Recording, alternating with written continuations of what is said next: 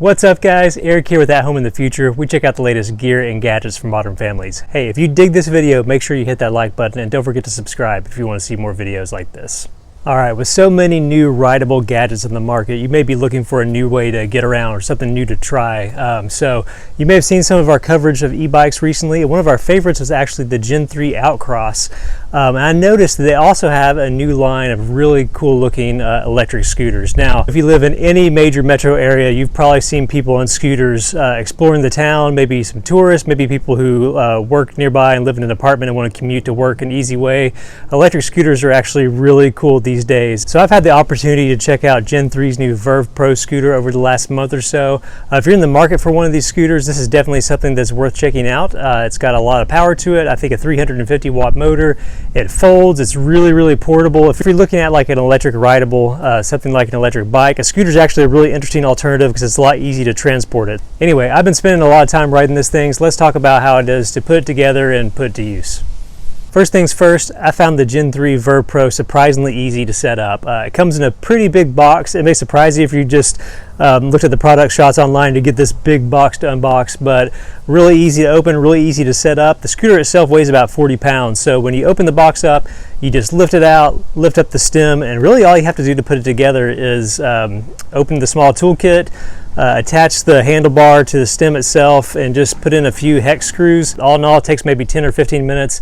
The hardest part for me was finding the best outlet in the garage to plug it in and charge it. Really simple to set up, which is nice when you're putting together an electric rideable like this. Before we talk about the pros and cons of owning one of these, let's take a deep dive into how this thing actually works.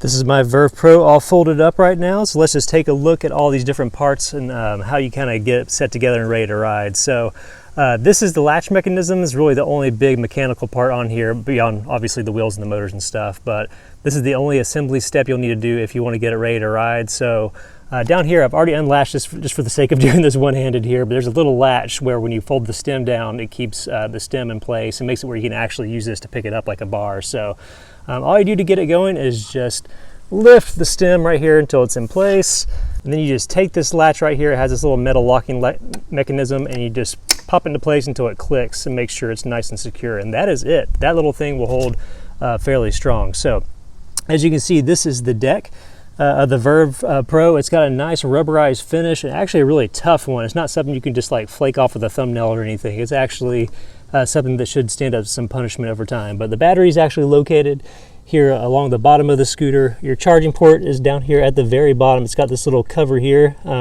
simple adapter. You just plug it in.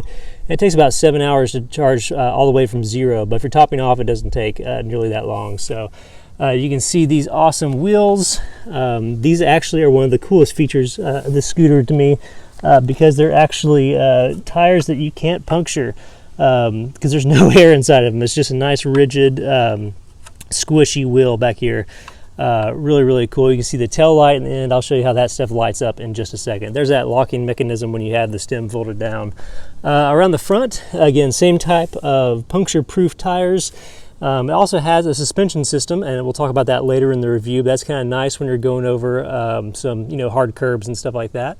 So we'll just go right up the stem. Cool Gen3 logo here. Along the front, you have your reflector, your headlight up here if you want to turn that on. Then we'll go over and take a look here at the main interface. So to turn your scooter on, you just press this button for just a second, and you'll notice even though I'm out here in really bright sunlight today, this is extremely legible. It may look a little strange on the screen here just because I'm filming with the phone, but you see your battery indicator, your speed indicator up here, and then the miles per hour. Obviously you can change all that if that's something you desire. So the UI for actually riding this thing is very simple.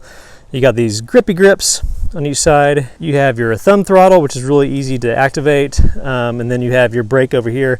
Mine did come with a scratch for some reason. I'm really not sure what happened in shipping there, but anyway, yeah, your brakes, just simple squeeze brakes, and it shuts down the motor and makes it really easy to stop.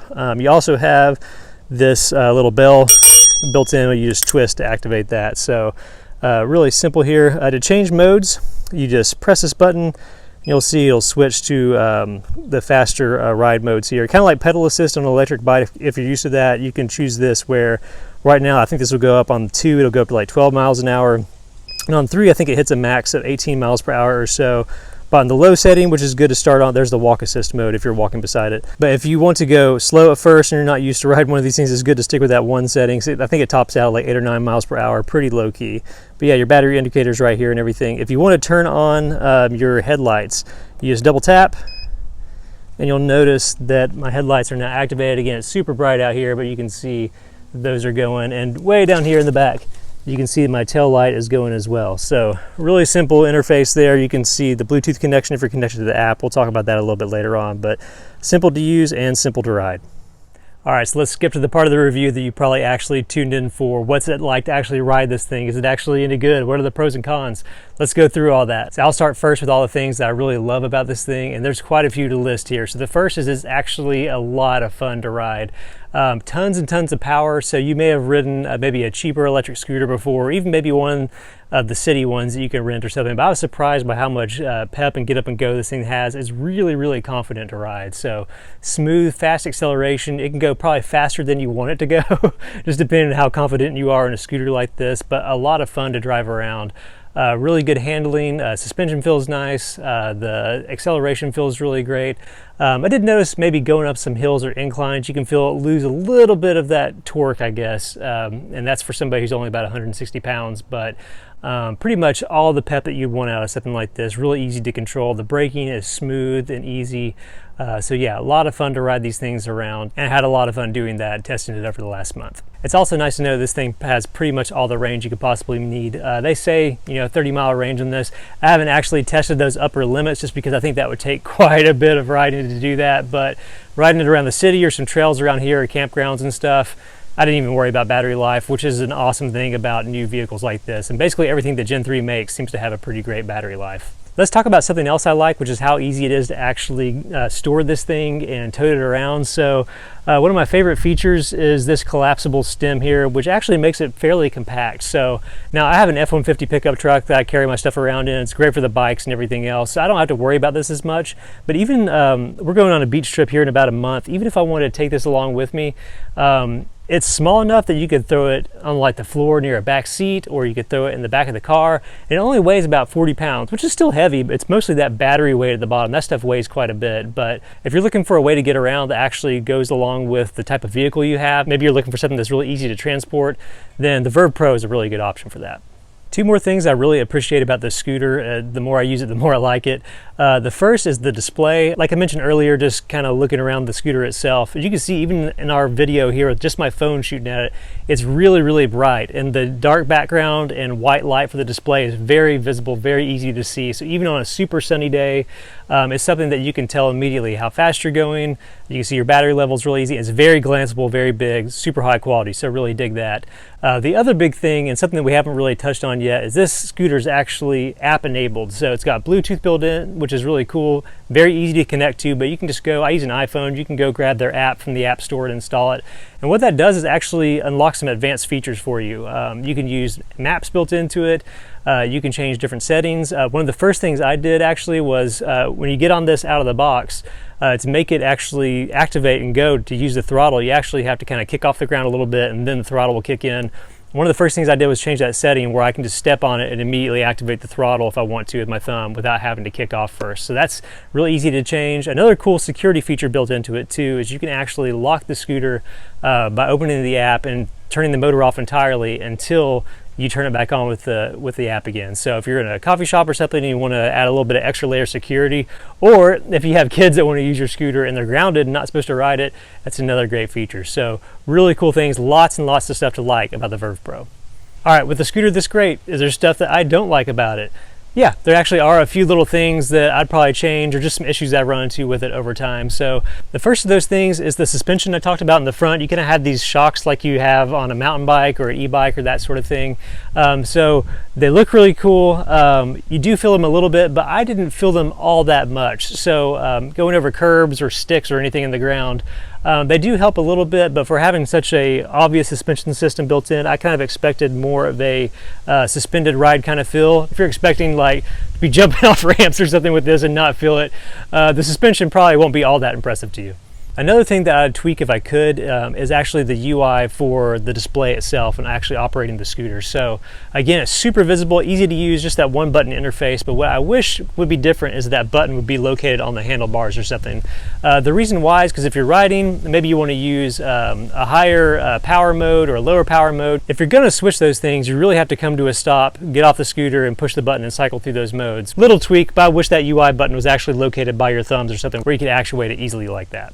Along those lines, one more nitpicky criticism I have is actually the bell that's built in. Now, honestly, I didn't even know this had a bell built into it until I took it out of the box and started messing with it. But like I mentioned earlier, around the stem near the brake, you have a twist bell, which sounds great and it's really loud.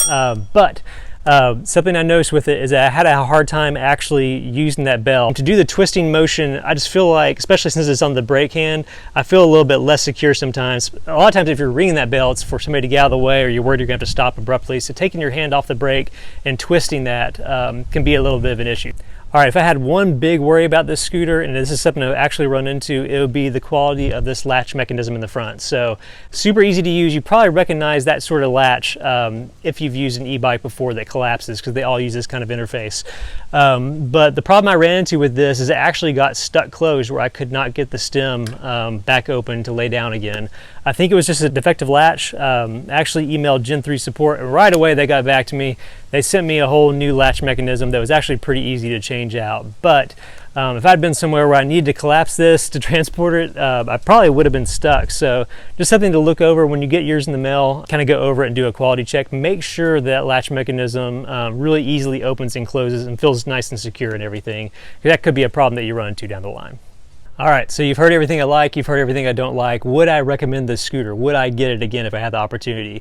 Yes, it's super fun. It is super compact and easy to transport. Feels really high quality, charges really quick. I really enjoy this thing. And at $6.99, it's actually a really affordable price, especially now. I believe they're starting to bundle some kits or make some inexpensive kits available if you purchase these. So again, this is the Verve Pro, which is the $6.99 model. They also have a less expensive model if maybe you're not interested in the suspension or some of the other smaller features on this. You can step down to that model as well, and I think you can probably feel confident about that purchase. And keep an eye out for coupons. I've noticed that GEN3 runs coupon codes and sales quite a bit throughout the year. These things are already a bargain. They're already really easy to get with free shipping and great prices. But if you can find those discounts, man, it just pushes that value proposition over the edge to make this a really awesome purchase. Also, they have USA-based support. Again, I had that small issue with the latch, but super fast to respond. They got the part to me in no time. You're not buying a product like this from one of those no-name companies that doesn't support it or just kind of throws their badge on something. This is a great scooter if you're looking to do some local commuting or exploring a town or just having an adventure thing for the campground. I don't think you can go wrong with the Verve Pro. So that's our review. I hope it's been helpful to you as you're trying to make a decision if you're in the market for one of these things. I think you'll really enjoy it. Hey, if you dig this video, make sure you hit the like button. It really does help our videos spread and help the channel out a ton. And don't forget to subscribe if you want to see more stuff like this. We'll see you next time.